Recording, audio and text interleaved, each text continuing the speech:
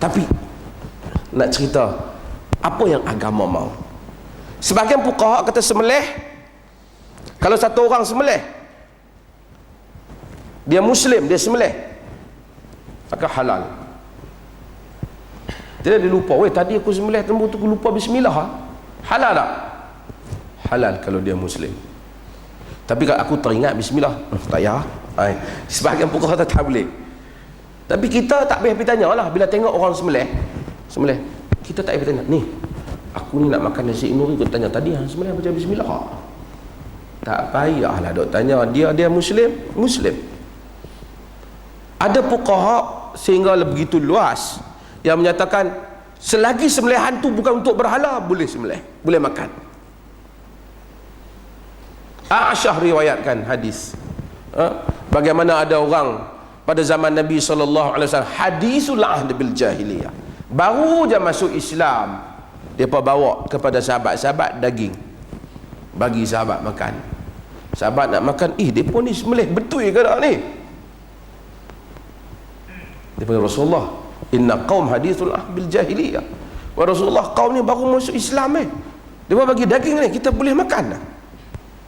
Nabi kata, sammullah wa kulu antum, kamu bismillah dan kamu makan.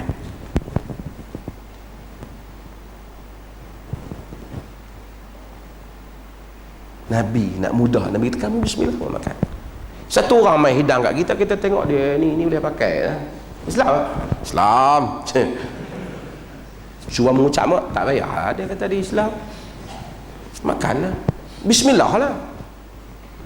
Macam mana kalau tiba-tiba dia tak sembelih, hak kita makan ni, kita tak menderhaka Tuhan, kita sangka halal, cukuplah. Oh dok, saya jadi benak dia punya salah, kita jadi benak, kacau lah macam tu. Dia lah mau jadi benak, bukan kita jadi benak. Kita pun selalu macam tu, bapak punya salah, anak jadi benak. Bapak pergi buat kerja tak betul, dapat duit, dia buat balik duit bagi kat isteri, isteri belanja anak-anak, anak hang jadi benak pasal pak hang kerja tak betul. Tak betul, bapak lah benak, pasal apa anak pula benak? Tuhan kenapa nak hukum anak? Yang salahnya bapak. Ini agama apa? Bapak dia ambil duit riba, bapak dia berdosa. Bapak dia ambil RM100 bagi kat mak dia, dia bagi kat mak dia bukan duit riba, dia bagi kat isteri dia bukan duit riba, dia bagi kat duit isteri dia, namanya duit nafkah. Faham tak? Masa dia terima tu duit riba, tapi masa dia bagi kat isteri dia duit nafkah, maka anak dia bagi makan duit nafkah halal. Ini yang Syekh Muhammad Saleh bin Utsaimin jawab, dan Abdullah bin Mas'ud jawab sebelum tu dalam para sahabat. Bila orang tanya Abdullah bin Mas'ud, jiran dia tak betul semua, dia jemput aku makan, kamu makan kerana dia bagi. Kita pergi raya rumah orang, kita tak perlu tanya, Assalamualaikum cik, nak makan kuih raya, boleh tanya semua kuih-kuih ni daripada duit halal kan? Tak payah tanya, makanlah. Agama tak suruh kita macam tu. Agama hanya tanya daripada dia ke kita, proses tu halal ataupun tidak. Daripada orang kepada dia, this is not my business, that is not our business. Tu dia dengan Tuhan. Tu saya kata, kalau satu orang mai kat kita, dia kata ni nak ambil hutang 40,000, wui ada duit lah hang, 4 tahun dah hutang aku, main-main bawa 40,000. Okey, terima kasih. Aku baru ni kita kena loteri, dia abang kita berapa? Kena 100,000, bayar hutang tu. Boleh tak kita ambil? Takut?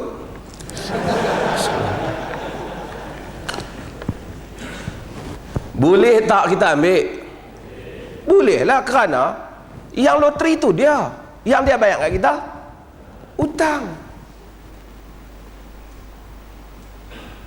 Kau tidak susahlah kita. Sebab itu Nabi menerima pemberian daripada orang Yahudi, hadiah daripada raja-raja. Walaupun Yahudi ada makan riba, raja-raja ada duit yang tak betul, tapi proses itu hadiah.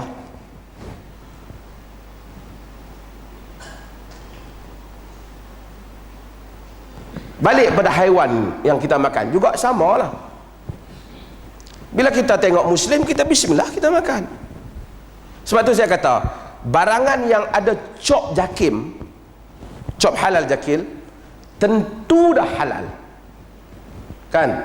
Pasal jakim pergi cek, tentu dah halal. Dan baguslah jakim ni dia cek, dia pastikan jugalah bukan saja halal, bersih ya.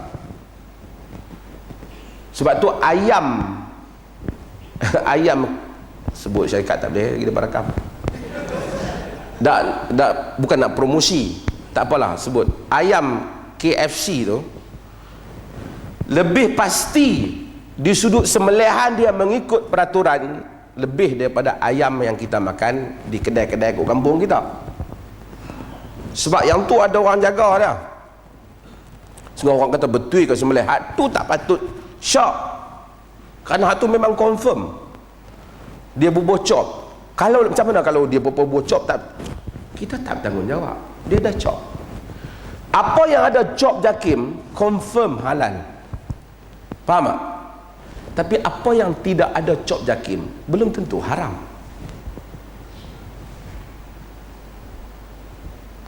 So kalau kita pergi di dapur makcik kita, kita tak payah tanya makcik, dapur makcik ada cop jakim, tak payah lah. Makcik kita orang kampung saja. Pasal dia kata hendaklah dapur yang ada cop dicop halal kan. Kita pergi makan kedai Pak Hasan kita depan ni, dia pun tak ada cop jakim kan. Ramai kedai tak ada cop jakim, tapi kita tengok dia Muslim, kita makan. Kita pergi ke Europe, kita tengok banyak benda, kita tak tahu, tak ada siapa yang bagi cop. Kita tengok dari segi ingredient dia, nampak so okey, tak ada. So kita boleh makan. Then orang kata ada unsur tertentu, ni ada ambil lemak haiwan ni, lembu ni sembelih ke tak, itu andaian. Lembu asalnya halal. Ada fatwa yang lebih luas, mereka menganggap semua binatang yang masuk daripada negeri Kristian halal. Itu pandangan Qaradawi.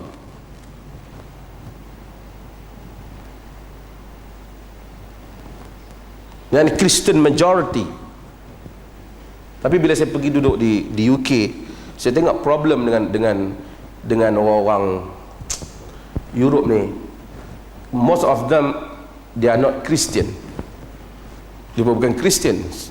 Dia pun ni atheist dan agnostics.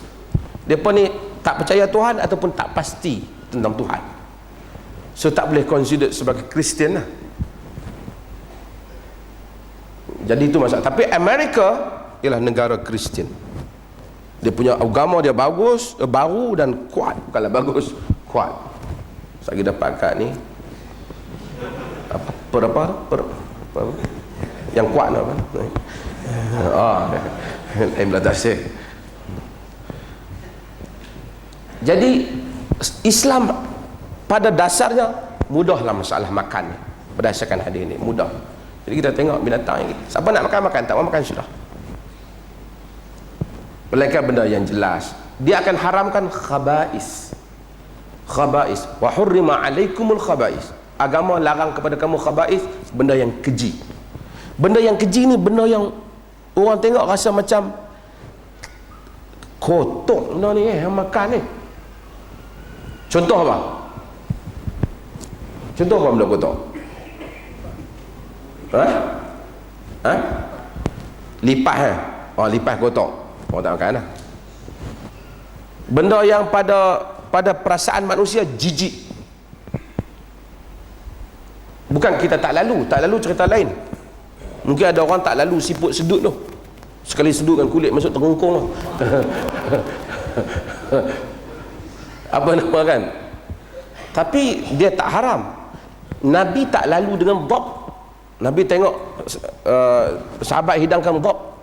Wanita di belakang beritahu Nabi itu dhab. Mula-mula Nabi nak makan.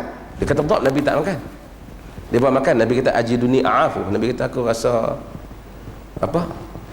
Loya macam tak lalu lah. Tapi Khalid Al-Walid pukul habis. Nabi tengok lah. Sebab tu dia panggil sunnah takririyah. Nampak betul? Takrir maksudnya benda yang Nabi tengok, Nabi tak larang. Nabi tak mungkin macam kita. Kalau Nabi tak larang, artinya benda tu boleh. Sebab tu yang dikatakan sunnah tu perkataan Nabi, perbuatan Nabi dan pengakuan Nabi. Pengakuan takrir ni sama ada dia senyum ataupun dia diam.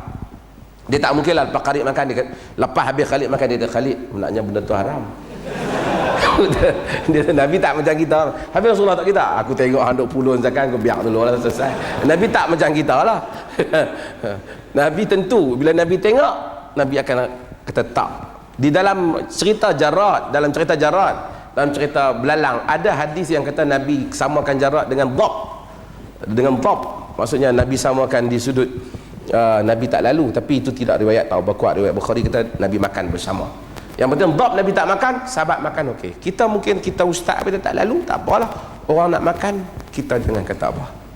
Kita jangan kata selagi benda tu tak ada dalil yang mengharamkannya. Allah Taala alam.